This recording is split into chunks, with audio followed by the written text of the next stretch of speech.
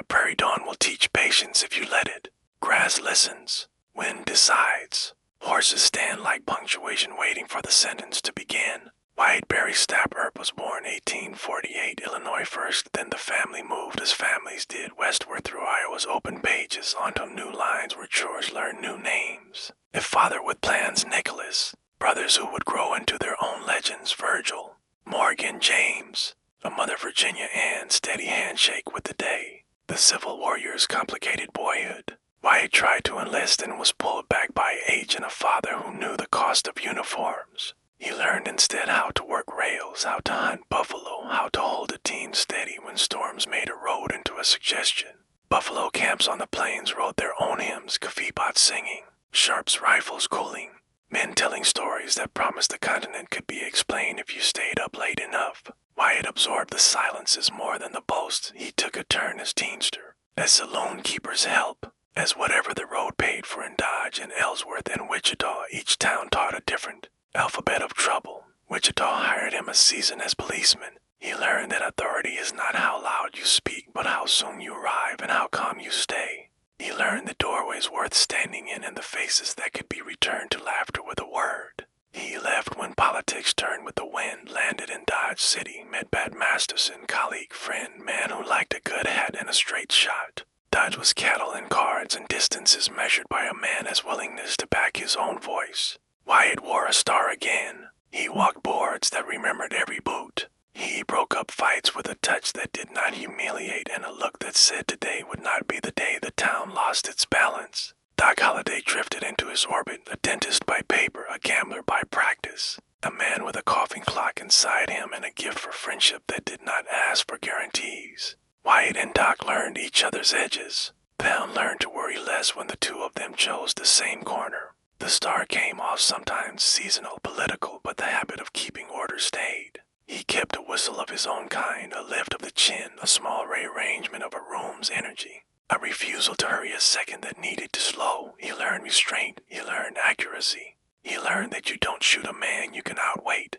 Saloons wrote their ledgers. Wyatt wrote as in walks taken at the right moment, when Dodge conned enough to look like a place that might mature. Wyatt looked further. Opportunity had moved again, southwest now, where silver made mountains hum and new counties argued about names and power. Brothers wrote letters. A woman, common-law wife in some accounts, urged rest. Wyatt chose motion. The road pointed to Ward, Arizona territory and a mining town named for a prospector's dream. Tombstone, toward. Tombstone family, silver, and a street that practiced trouble. A canvas town becoming lumber. A county line becoming a feud. Virgil with the badge, Wyatt as the hinge. Doc in the corner smiling like a weary saint. The dessert does not shout. It suggests. It lays out its distances and lets men choose their size within them. Tombstone rose quick or wagons, assayers, false fronts promising permanence, card tables learning the names of men who preferred to sit with their backs to walls. The Earps arrive as a small procession. Virgil steady, practical, more comfortable with duty than with applause. Morgan, younger, keen. James, useful in quiet ways. Wyatt, not the oldest, not the badge at first, but the balance. Women made the picture color alley with Virgil, Louisa with Morgan, Bessie for James, and Josephine, Josie swirling in and out of Wyatt's future like a song that will not be named yet. Across the county sauntered men, the papers taxed with a single word. Cowboys. Not the ranch kind, not the harmless kind, but a crew that braided cattle, contraband, whiskey from Mexico, and a posture that liked to test town rules, like Clanton's mouth, Tom and Frank McLaury's certainty, Curly Bill's grin that read his charm until it didn't, Johnny Ringo's education and edges, law war, different coats depending on which office you visited, County Sheriff John Penn's politics, city marshals with fewer horses but cleaner ledgers. Virgil took the town job. Wyatt wore no star some months, then a temporary one when deputies ran short. Doc wore friendship like a badge. None could take. Tensions accreted the way dust does in a dry season, not all at once, but everywhere at once. Stage robberies, accusations, Curly Bill drunk at a night crossing, Marshal Fred White dead of a misadventure that left Wyatt holding a prisoner, and the town holding its breath. Trials untied some knots, left others tightening on their own.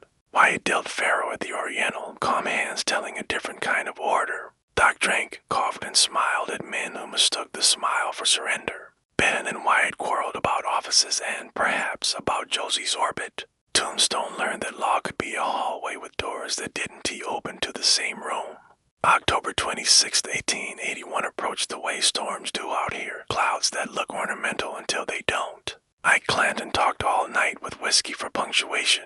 A cow lot behind the OK. Corral offered a stage. Virgil answered with a simple sentence, no guns in town, a rule older than the argument about it. Wyatt checked his coat, not for drama, but for prudence. Morgan laced his hat lower. Doc borrowed the day's steadiness from a glass and joined because friends do. For a walk down Fremont Street. 3 waited near the lot, another nearby. Words would be spoken, then noise would choose the rest. The gunfight have a minute that took a century to finish talking. Hats low. Hands not yet. Throw up your hands, I want your guns. A step, a flash, smoke folding the street into a room. The street was hard, the air thin with expectation. Virgil in front, Wyatt a half step to one side, Morgan at the shoulder, Doc light as a roamer, shotgun hidden in a frock coat that pretended to be Sunday. Beside Ike Clanton, unarmed now by choice or by luck, Billy Clanton with a brother's heat already in his eyes, Tom and Frank McLaury carrying steel and a decision. Billy Claiborne young enough to remember this day forever if he left early. Throw up your hands, Virgil said, voice plain. Hold, I don't want that, someone answered. The words Don T match perfectly in later tellings because words Don T hold still when bullets rive. Pistol lifted, which one depends on which witness your pillow believes. Wyatt later said Frank McLaury went for his gun first. Billy Clanton's fingers were quick. Doc's shotgun answered a motion near a horse. Then sound. A flurry more than a volley. 30 seconds of argument none of the men meant to have this way and all of them had anyway. Horses spun. Dust joined the fight. Windows failed and flinched. When the smoke walked off, Billy Clanton lay with complaint still in his voice, Tom McLaury gone to silence. Frank McLaury folded into the street's long memory. Virgil wounded. Morgan hit. Doc grazed and grinning like a man who had remembered his role and kept it. Wyatt untouched as if calm had worn armor. Ike survived, his head telling a story his testimony couldn't quite manage. Claiborne lived to add adjectives later. The town achieved a hush reserved for churches and battlefields. Arrests followed. Not dramatic, just solemn. Judge Spicer held hearings long enough for everyone to drink coffee and write down what they preferred to be true. He ruled the Earps and Holliday had acted within law, a street enforcement of an ordinance that expected compliance, not a fusillade. But paper rulings do not dismiss grudge. Families counted dead, alliances. Ray counted their votes. Ben looked busy. Wyatt looked tired. For a few months life tried to resume its ordinary bad habits, cards, minors arguing about asses, when forgetting which direction to pretend to favor. Then shots in a billiard hall put Morgan on the floor he had walked 100 times without noting its grain. Virgil earlier had taken pellets in his arm on a night when shadows carried names. The cost had come due. The family gathered like weather. Wyatt's face changed, not loud. Not theatrical, just winter settling on a tree that had tried to be evergreen. The vendetta deputies writ a train platform and a ride into dry country. Frank Stillwell at the station, Florence papers, Curly Bill in a wash. Near the San Pedro, a list that got shorter in the dark. Where Morgan fell, Wyatt escorted the body toward California, a train west. Family sorrow packed into a timetable. At the Tucson platform, men waited in the dark with what looked like a plan and smelled like revenge measured in minutes. Wyatt carried a deputy U.S. Marshal's papers now, a federal star that allowed a kind of traveling justice. Frank Stillwell was found near the tracks by morning. No longer a threat to anyone's next day, the newspaper adjectives multiplied. His circle shrank to allies who didn't ask for explanations longer than a nod. He gathered a posse, Doc, Sherman McMaster, Turkey Creek Johnson, Texas Jack Vermillion, others with names that sound like nicknames even when they aren't. They rode a circuit of places where rumors said the cowboys gathered to practice feeling immortal. Near the Whetstone Mountains, near the San Pedro, near the springs men used like mirrors. Wyatt met Curly Bill Brocius in a wash that held both water and fate. The telling as flourishes, keep the simple frame, shots exchanged. Wyatt walking into fire with a nerve that looks like foolishness from a distance, and like accuracy up close. Curly Bill fell. The posse moved. John Ringo died later in a different mood under a tree that does not answer questions. Wyatt may only have nodded when told. The legend tried to credit him, the facts preferred to be less tidy. Warrants flipped direction. The hunted became hunters in some offices, in others the reverse. Wyatt understood that the earthen bowl of Cochise County had been thoroughly stirred, and that no more law could be served without breaking the bowl. He left Arizona with Doc, with brothers surviving with Allie's endurance. Josephine attached now in ways that would last longer than many people guessed. The next years were miles of new towns that liked money and disliked questions about yesterday. San Diego in a boom that turned Tidewater into lots with brochures. San Francisco with its card rooms, and rooms where respectability paid higher antes. Nome and Alaska where cold made money clink a special way. Back to California, Los Angeles growing like a time-lapse vine. Wyatt worked the edges, bars, real estate whispers. The fight game as referee when promoters needed a jaw that did not rattle easily. He made friends with men who would later make movies about people like him. He taught no classes but gave tutorials to anyone who bought the next coffee and had good questions. Doc left early 1902, a chair in Glenwood Springs by a window that let mountains do the eulogy. Wyatt carried the missing piece like a coin he would not spend. He aged into a man who kept the hat clean and a story tidy. He corrected exaggerations gently when asked by writers who wanted him taller, faster, more theatrical. He preferred accurate to awesome. Los Angeles rooms, a quiet ending, and a legend finding its settings. A bungalow, Josephine's housekeeping of memory. A knock at the door from a young director who thinks the past can be lit just right. Los Angeles taught orange groves to become neighborhoods. Streetcars performed their reliable magic. Sunlight rehearsed all day and gave evening a good review. Wyatt and Josephine lived modestly.